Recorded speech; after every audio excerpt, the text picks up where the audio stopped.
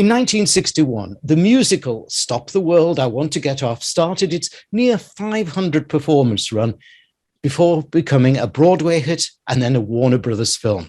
Now, I've often thought that many people would love to stop their busy world and get off for a while, especially at the moment. If not, perhaps the words of the musical's final song of "What Kind of Fool Am I" may be appropriate. So today, though, I'm going to ask my guest how to stop the world and get off for a while. Welcome to this BVTV Mindfulness and Mysticism Trilogy, coming to you from the UK Studios of BizVision. My guest is a pioneering mindfulness expert, speaker, and coach.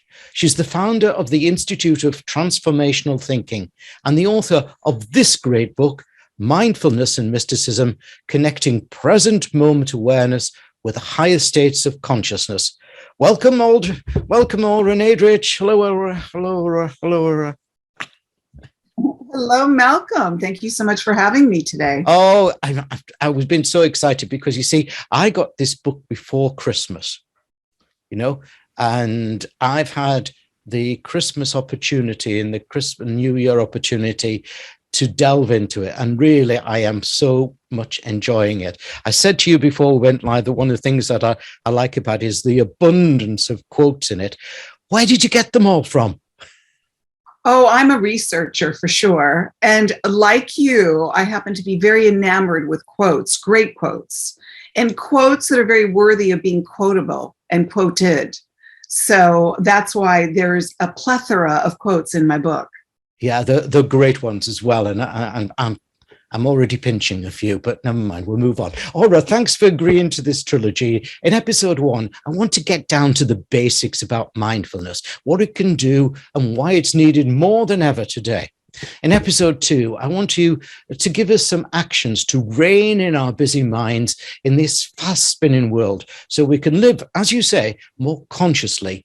And in episode 3, I want to talk to you about the potential rewards of adopting your thinking, such as how we can open ourselves to creative inspiration and that higher level of consciousness. So, a lot to cover, please. Let's do episode 1.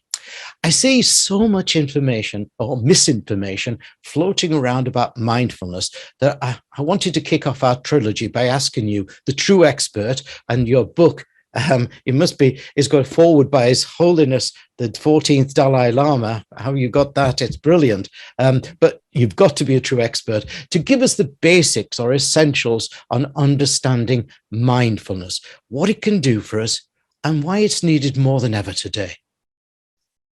Do you know the essence of mindfulness, really, if you were to sort of bring it down to its purest essence, it is the practice of being present. Do you know? It really is about being in the present moment with total awareness. And why is that so important today? Well, we are more distracted. We are more bombarded. We are more overstimulated than ever before, which, if anything, makes it that much more difficult to stay in the present moment. And because we're being so inundated daily, and especially within the last 2 years when the world pretty much turned upside down, we tend to be more concerned about the future, and we're also lamenting the past. And where we have the hardest time being is in the present moment with equanimity. We're very, very hyper vigilant about everything that's going on, that it's creating quite a bit of stress.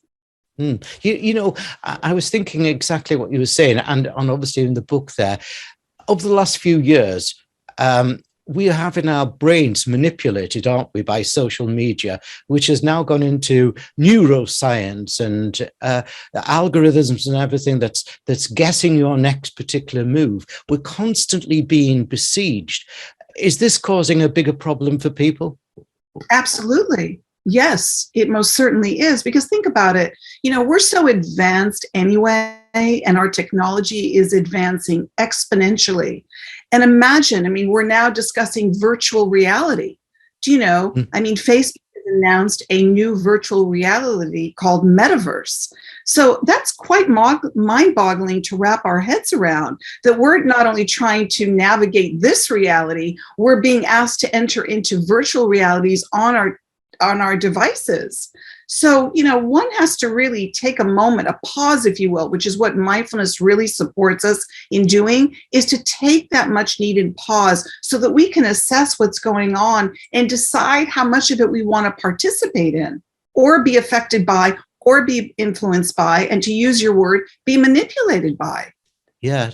You see, it wasn't until I started reading your book, I've been aware of mindfulness, and I've got, I've done a number of interviews on it, and we've got our own system that we play, and that, my wife and I. So we do learn to relax and so on. But I never, until just recently, and thinking more about your thinking within the book, realized that unless we take action soon, these large companies are going to clone us, aren't they? They're going to really make us be as one rather than be as we are. Exactly, Malcolm. And I'm so glad that you're bringing that up, and why this is such a need for action, if you will. Because if we don't acknowledge this current, sometimes it almost feels like a tsunami is coming our way. If we don't really acknowledge it, and again, this always circles back to mindfulness, because mindfulness is being present enough to be able to acknowledge the very things that are happening to us. Before you know it, for people that really aren't mindfully aware of what's happening, they're going to get taken over, swept into the current, if you will, and wake up one day and say, gee, how did this happen? Well, perhaps because they weren't paying attention. Yeah. I hate being a number. I was doing a pioneering course for a college. They asked some guinea pig people, and I it's a management course, and I agreed to do that. And I was away as we all do when we're speaking and that. And I called the college and said, I need to ask something about it. He says, I need your number. And I thought, well, I haven't got it. I'm not here. I can't help you. I haven't got your number. I know there was only 20 odd people doing the guinea pig, but he was so possessed about the fact that I had to be in a number and everything. And that's when I suddenly started becoming, in my own mind, revolutionary. Do you think many more people are following that? Absolutely. And I do see that happening, which really gives me hope, if you will, that more and more people are becoming aware. More and more people are waking up to all of these systems that are somewhat breaking down, if you will. And we need new systems in place, but we can't have those systems dictated to us. We have to have a say in what systems we want to adhere to. So, in your instance, Malcolm, to say, well, I'm more than a number. And if I can't be identified as a individual, but, relegated to a number, I don't want to participate in that. We do have a say in the matter. We do have to remember that we have a say in how we want to participate in life. Do you know? Yeah. And I think in my own, layman's way, that your book gets us into that higher level of consciousness. I mean, it's quite appropriate that we are now talking to each other in National Conscience Month. And I think it's very exciting. Now, Ora's book, this one here, is called Mindfulness and Mysticism, Connecting Present Moment Awareness with Higher States of Consciousness. And it's published by the Institute of Transformational Thinking, which you can find at ifttt.org, and you'll see that on the screen behind me. Now, also on the screen behind me is Ora's URL, which is, viewers, obviously you can see that. Remember, I'm giving double the amount of time here, double the amount of URLs to you, Ora. But let me tell the viewers, so the listeners, so they can write it down. It's all the W's. Ora, O-R-A, Nadrich, and that's spelled N-A-D, Rich, Ora Nadrich.com. So thanks, Ora, for episode 1. Thank you, Malcolm.